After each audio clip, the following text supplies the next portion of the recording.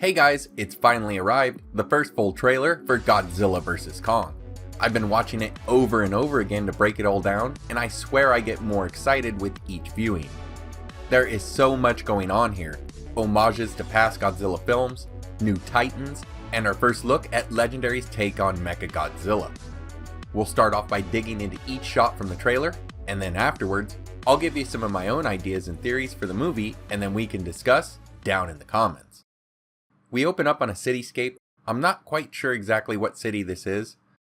The mountainside behind it blasts open, sending what looks like huge boulders into the buildings in the foreground. However, when looking closely, you can see fast bursts of blue light where some buildings blow up, a possible ranged weapon. And with our next shot, we get to see what may be the actual film's big bad in Mecha Godzilla. You can clearly see it's metallic and even make out the head and neck. There's also a red glowing from within it. It's very possible by the lighting and time of day seen here that this is what erupted from the mountain. People are scrambling to get underground for shelter as it passes above them. You hear Alexander Skarsgård's character, Nathan Lynn, say this is our only chance, we have to take it. Then we see a fleet of Navy ships out to sea with a helicopter flying above. The ship to the left of the shot is a large transport ship carrying Kong. This isn't the aircraft carrier seen later, that's on the right side of the fleet. Now from inside the helicopter we focus on Maya Simmons, looking quite villain-like I might add. Yet I'd note that she's said to be seen later and not in the trailer mind you, with Skarsgård's character in Monarch logo suits, but anyone could be a traitor or spy I suppose. Back to the helicopter, we see Kong and he looks like he's out cold. Even the way he's laying there with his arms just hanging leads us to believe that he's either sedated or knocked out. He's still got on that collar along with the chains on his ankles and wrists. We then cut to the film logos. First is Warner Brothers and it's Kong themed with an Iwi painted image on rock or stone of Kong's face. There's also some imagery I can't make out on the right side. We then switch to the Legendary logo in blue with Godzilla to the right in cave painting and people on the left side. Both logos had a glimmering element to them, almost like electricity, yet it was multicolored. I believe this ties into the Hollow Earth and its Titan power source where we'll see tons of bright colors. Now here's Kong on what looks like that same transport ship. He's still chained up and he seems to be looking at the chains as if to wonder or perhaps remember that they're still there, like he just woke up from that nap before. We need Kong, the world needs him, says Nathan Lind. Next we have Gia. Not sure if I pronounced that name right. She's the orphaned Iwi girl that has the connection to Kong. She approaches him, and we see her holding up some kind of handmade doll of Kong towards him as he gets closer. Nathan's character then again in voiceover says she's the only one he'll communicate with, and then we're introduced to Rebecca Hall as Eileen Andrews, who's been doing research on Skull Island's people and its legends. She says that she knew the girl and Kong had a bond. It seems she's adopted the young girl, as then she says she had nowhere to go. I made a promise to protect her, and I think that in some way, Kong did the same. Is she the last of her people? Meaning, are the members of the Iwi tribe still alive? The King of the Monsters end credit newspapers told of activity on the island. It's possible that it's been torn up. And then in theme with the trailer, where we see Kong humanized, as he's the most human-like titan there is, we have the girl on the transport ship at night, where Kong is seen irritated by his chains, yet she seems to be able to calm him, with the two reaching out to touch each other. This scene instantly brings back images of Madison and Mothra in King of the Monsters, but it also reminds me of Brie Larson's character reaching out to touch Kong's face in Skull Island, a scene replicated again in the comic. Eileen then continues saying that Kong did the same as in protecting the girl.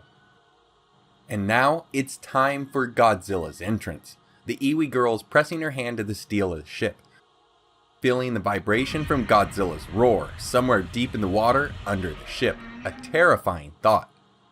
We have this guy, a possible leader or commander who looks equally excited for what's to come. And then we're riding on the back of Godzilla camera-wise as he surfaces with a view from his dorsal spines as they cut through the water and head straight for one of the ships in the fleet. He tears through the ship with no effort. And then the haunting music from the Halo jump scene in Godzilla 2014 starts up in the background. This is not the Godzilla we've seen previously. This is ominous, and the music makes sure to drive that fact home. Some fighter jets fire a few missiles into the back of a swimming Godzilla to no effect. And then we see his tail, eerily close to the first sighting of Shin and Shin Godzilla, as Godzilla's tail swings wildly into the air from the water, taking out planes, as people look on in horror. Even Kong looks terrified. Briefly here, we get a good shot of that collar that Kong is wearing, and from here you can see several canister-like objects on it, with what looks to be some kind of green fluid. I've already speculated that this could be an homage to the berry juice in the Showa era's King Kong vs. Godzilla, but it could be anything, a sedative, something to pump him up, who knows. He may have looked scared before, but Kong's an alpha, and he turns that fear into anger, now pounding on the ship in anticipation for Godzilla, who is swimming in the depths below. Godzilla breaches the surface and drags himself up onto the aircraft carrier that Kong is now standing on. I love this shot of him pulling himself up here. It may not be the correct scale, which we'll talk about later, but it doesn't matter to me. Seeing a monster climb up onto an aircraft carrier from the water below is awesome, and when it's Godzilla, it's even better. And now with the music pumping and sirens blaring, Kong hauls back and puts a full body punch squarely into the face of the King of the Monsters, nearly spinning Godzilla around, and before he knows what hit him, Kong is pushing him off the deck back into the ocean. Depth charges fire into the water, and we see an aquatic version of the Big G and full atomic breath attack glory, just like we saw in King of the Monsters. And if that's not crazy enough, the blast comes upwards right into the aircraft carrier, blowing it to bits with Kong jumping off in slow motion. I know that he doesn't want to be in the water with Godzilla, so I can imagine that he's jumping from ship to ship here, which would look amazing if that's what happens. After all, we do see him on the transport and the carrier. We then get another shot of a swimming Godzilla pursuing the fleet, and then we're led to Walter Simmons, who's played by Damien Burcheur. I'm sure I didn't say that right, but he's seen here saying, "These are dangerous times," followed by who is believed to be Rin Serizawa. That's right, the son of Dr. Serizawa from before. He's in front of a large screen, and on it is Mecha Godzilla. We see its feet and tail below the status about the charge for it, and above the status is its chest and arms. The graph below the feet may even be tied to Orca or Ghidorah's head, a possible alpha call ability for MechaGodzilla to use to control non-alpha titans. We then see Godzilla in what is likely Hong Kong. The city is lit up in neon like it was in Pacific Rim. This looks amazing to me, almost like something right out of Tron. Dr. Mark Russell from King of the Monsters is next up, saying that Godzilla is out there and he's hurting people. He sounds surprised, so we can see the development with his character, where he went from hating Godzilla and blaming him for the death of his son, to now where he sees Godzilla as a force for good amongst the Titans. And I absolutely love this shot here, where we see Godzilla blasting the hell out of the city, just looking evil as he sweeps the area with an atomic breath. We then have a shot of someone's board, one of those boards that we see in movies where someone's trying to figure out the plot or what the heck is going on. Hopefully we get better resolution shots of this later, but for now, what I could pick out was this. It's a map of the world, obviously, but they are tracking both Apex facilities and Godzilla attacks. In some areas, it looks like Godzilla has attacked Apex facilities, and in other areas, it just looks like he's attacked cities. But other post-it notes refer to a connection between Godzilla and Apex. We have clippings saying Monarch is stumped to Godzilla's motives, one with a UN veto on some Godzilla bill or action referring to his attacks on the people, an article saying that Antarctica is off limits to tourists, a Godzilla attack claims lives article, a magazine titled Nuclear Cover-Up, What You Need to Know, possibly referring to Janjira. And then there's a bunch more here, but we'll need to get a better image to decipher it further. Next up, we see a Storm Tracker van, something that I think may be an homage to Godzilla 2000 with the Godzilla Prediction Network van. Inside is Madison and Josh, who is rumored to be a Titan buff of sorts. Madison says, "There's something that is provoking him that we're not seeing here." And then in another scene, maybe in Hong Kong due to the neon here, but replying possibly to that same question, we have Bernie who says he's of the same opinion. Next is a shot of Kong. I believe this is up on his peak on Skull Island. And then we see him here placing his hand on a red painted handprint. I believe that this scene is once Kong has reached Godzilla's size, and he's finding out by this print that he's not the first one of his kind to grow this big. You can then see one of the Heave ships behind him here, Heave meaning Hollow Earth Anti-Gravity Vehicle. Next we have Eileen Andrews and voiceover who says the myths are real, there was a war, and they're the last one standing. Here's Kong raising up his axe. It looks like it's made of a leg bone or something for the handle. And then there's what looks to be the dorsal spine of Godzilla or one of his relatives being used as the axe head. But it's also glowing red. Is that some kind of energy, or did he just absorb something with it and it's still heated from it? And then we see Kong absolutely destroying two nozuki warbats, slamming one into the other with green blood and guts flying everywhere. I love the colors here in this scene, it just looks amazing. And then we see another shot of Kong's axe, glowing red once more, with Godzilla in smoke ahead of him, roaring. We get a close-up of a pissed off Kong, adjusting or moving his shoulder, and man is he huge here.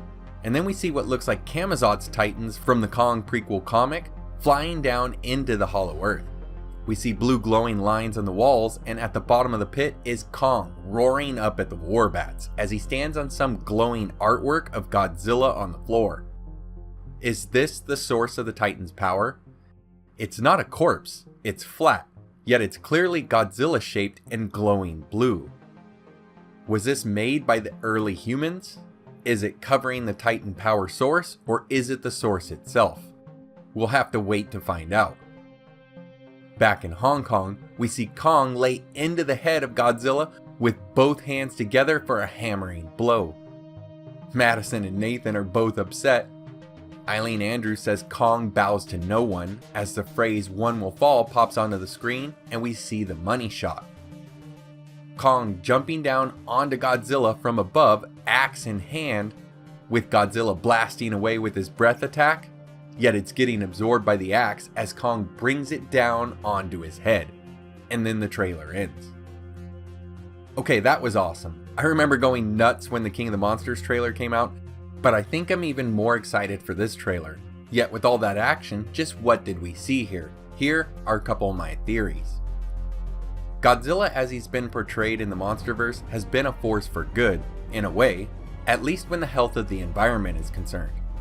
I think humans fit into that environment as a whole to him, meaning that they do fall under his umbrella of protection somewhat, but in the end, he knows humans can't always be trusted. So why would he suddenly start attacking mankind and its cities? One idea is that humans have done something to upset the balance, making them a threat to Godzilla. In the past films, this would have been mankind's usage of nuclear weapons, but for this instance, I'm betting that it would be the creation of Mecha Godzilla and possibly even other biological titans. We know from the newspaper article from the King of the Monsters end credits that there were accusations against Monarch that they were trying to create their own organic titans in the past, and that they were even currently making a mechanical one. This mechanized titan is likely Mecha Godzilla, unless the rumors of Mecha Ghidorah somehow come true. But I don't think that it's Monarch that would be making Mecha G. Instead, it sounds more likely that Apex would be the ones to make Mecha Godzilla. Could this be why when we look back to that board, Godzilla seemed to be attacking some Apex facilities? He may know about Mecha G and is angered by its creation, but why would he hate Mecha G? Well, beyond the obvious fact that it would be a danger to him and other titans that they would have to contend with, there may be more to it. We've heard that the severed head of Ghidorah from King of the Monsters will have a tie-in to this version of Mecha Godzilla. Well, there are ideas out there that the brain from Ghidorah's head, or at the very least its DNA, is being used in Mecha G. And that's only one part of the theory, because as it stands, there was also the skeleton of Dagon, a Godzilla relative, that was seen in Godzilla 2014. So it could be possible that this skeleton, along with or separate of the Ghidorah head, is being used inside of Mecha Godzilla. We've seen this before in Godzilla against Mecha Godzilla of the Millennium era, where the Toho 1954 Gojira skeleton would be used in the construction of Kiryu, or that era's Mecha Godzilla. And that... Yes, that's right. Godzilla. In that film, Godzilla were angered by the use of the original Godzilla skeleton. So could Legendary's Godzilla be upset about Dagon's bones being used in the same fashion? Another possible idea is that according to the King of the Monsters end credit newspaper articles, MechaGodzilla is supposedly built on Skull Island. Another article states that the other Titans are drawn to the island. This would lead to a ton of unwanted monsters showing up on that small piece of land. So what if the creators of MechaG fired up to stop this supposed invasion, and it ends up kicking butt and destroying the island? This works from a few things that we saw in the trailer. We know that something makes the Iwi girl an orphan and she has nowhere to go. So are all the other Iwis gone and their city destroyed? And think about it, this event could also lead to Kong losing control of that island, and maybe Monarch would then rescue him, moving him somewhere else. But then Godzilla sees this and doesn't like another alpha getting moved out into play from Skull Island, so he attacks. The third idea is that Godzilla has been corrupted somehow or is being controlled. If that severed Ghidorah head is somehow used in the creation of MechaGodzilla, then some think that the ability for an alpha call, like from King of the Monsters, could be used, possibly in conjunction with recovered Orca tech, to control Godzilla. I just don't know if I buy that unless they can severely amplify the call, because even with all three heads, Ghidorah's call was shrugged off by all the other alphas, Godzilla and Kong, and Mothra as well in case she's not considered an alpha. It could work on other Titans on Earth, but I just don't think it would work on alphas. When thinking of corruption, I always refer back to Eileen Chen from King of the Monsters wondering how long Godzilla would be on our side.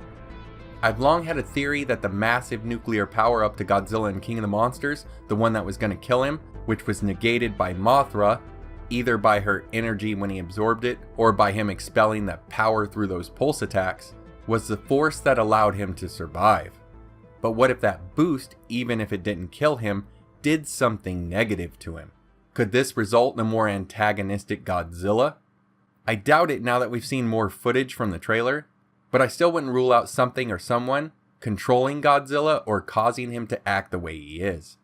Which leads me to the fourth idea, where in some of the shots in the trailer, it's not Godzilla.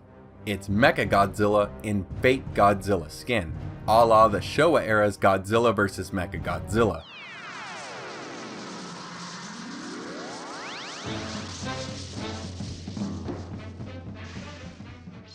This could even be why some people think the aircraft carrier scene looks a little bit off and they think that Godzilla looks a bit small. Well, that could be because it's not him. Going back to Ren Serizawa, the son of Dr. Serizawa, this would be a perfect setup for a son to avenge the death of his father. His father lived for Godzilla and in the end, it cost him his life, and now Ren will use MechaGodzilla to return the favor, either by killing Godzilla or shaming him with undercover attacks that put Godzilla in a negative light. I do have to admit though, even though this film seems to be pushing that barrier of reality further back with stuff like MechaGodzilla, I think that going the extra step for like organic skin growing on it is just a bit too far, but who knows. Whatever the plot here works out to be, I'm in. I can't wait to see this. We don't need any more trailers, to be honest. Don't show too much. We've already seen MechaG, and that's enough. King of the Monsters showed too much in their marketing, especially in the toys that always show up early and spoil all the MonsterVerse films. Speaking of which, the toys showed us MechaG a long time ago, but we also saw this toy, MechaGodzilla. Not MechaGodzilla, MechaGodzilla. So is this guy going to show up in the film, a Godzilla with some kind of weird red armor on his back? Who knows? At this point, anything is possible. I'd also like to note that I think the CGI here in the trailer looks amazing. Kong, in my opinion, is especially well done in all the shots we saw here of him, and so does the Big G. I just mentioned Kong because he can be tough to do with all that hair, but I think they really nailed it. I love the shots from human perspectives, giving size to the Titans. We have daytime fights here for people who wanted that, and the nighttime fight looks bright and awesome with all that neon and atomic blue going on.